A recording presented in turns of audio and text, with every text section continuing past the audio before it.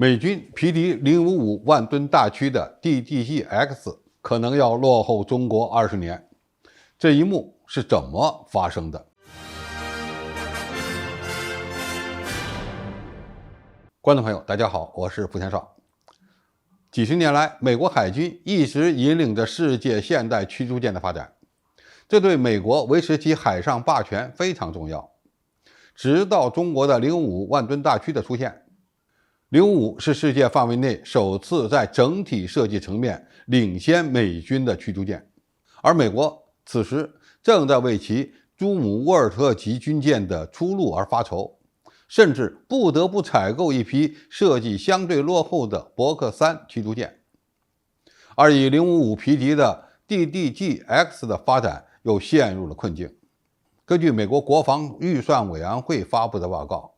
DDG-X 的预期单件造价高达34亿美元，几乎是055万吨大驱的估计造价的340%，也说它的造价是055万吨大驱的3.4倍。为了避免出现朱姆沃尔特级舰的尴尬，美国人修改后的 DDG-X 的外形酷似中国的055，这又成了美国媒体新的质疑对象。其实，美国海军的 DDG-X 所面临的主要困境，还不是抄袭055的设计问题，在这方面不要脸还是必要的。关键是美国人面临着造不起甚至造不出来的问题，其进度可能要落后于中国的055万吨大驱20年。为什么这么说呢？这主要还是源于美国海军造船军工企业的衰落。在冷战结束后，美军建造水面舰艇的3个项目中，朱姆沃尔特级驱逐舰、自由级和独立级平海战斗舰都被认为是失败的项目。特别是朱姆沃尔特级舰，它只有3艘采购量，意味着美国的造船军火商并未建立起新型的驱逐舰批量生产能力和相关的供应链。朱姆沃尔特级舰转变定位之后，现在要装备的高超音速导弹仍然在路上，形成战斗力遥遥无期。DDG-X 现在还没有完成设计，至今还停留在概念图的阶段，而为军舰配套的系统研发也没有展开。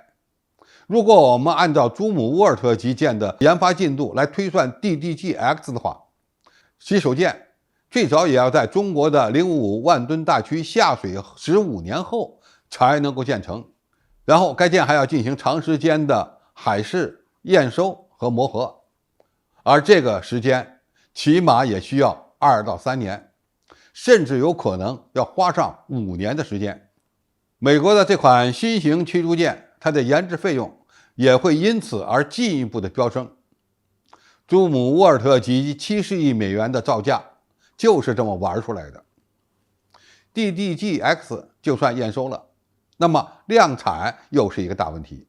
因为美国目前的造船军工企业每年只能生产 1.5 艘伯克3级驱逐舰，这还是基于伯克3使用了大量的成熟技术。DDG-X 最为乐观的估计是每年量产1艘，而且费用呢也将突破40亿美元。那么其装备数量和进度将让美国海军淘汰老舰的计划面临新的困境。美国的 DDG-X 在设计上与中国的055万吨大驱比较像，体现出美国海军重新回归务实的装备发展思路，也反映出美国海军在重新面对大国竞争的态势时所遭受到的巨大压力和急切心态。但是中国海军可能不会等着美国人。如果我们以055和 DDG-X 形成战斗力的时间来计算，两者可能差距高达20年。20年后，中国下一代的驱逐舰就应该早已经开始下饺子了。或许正是由于美国探索失败的科幻舰的造型，导致美国海军军舰的发展走了大大的一条弯路。这条弯路导致的后果是，美国海军目前缺乏新型的驱逐舰，而如何用这些军舰来替换老驱逐舰，无疑是一个让人头疼的问题。过去人们常说百年海军，而中国的造船军工企业正在向美国展示20年海军的新理念。这种无法比拟的进步速度加剧了美国人的焦虑。对于美国海军而言，其未来驱逐舰的发展已经不是如何领世界潮流的问题了，而是如何突破死结。要么它的技术落后跟不上中国，要么太先进了自己又把握不住，要么价格一路上涨自己造不起了，要么造船进度太慢跟不上老舰淘汰的速度。可以说现在的美国海军真是太难了。好，今天评述就到这里，谢谢大家收看，我们下期再见。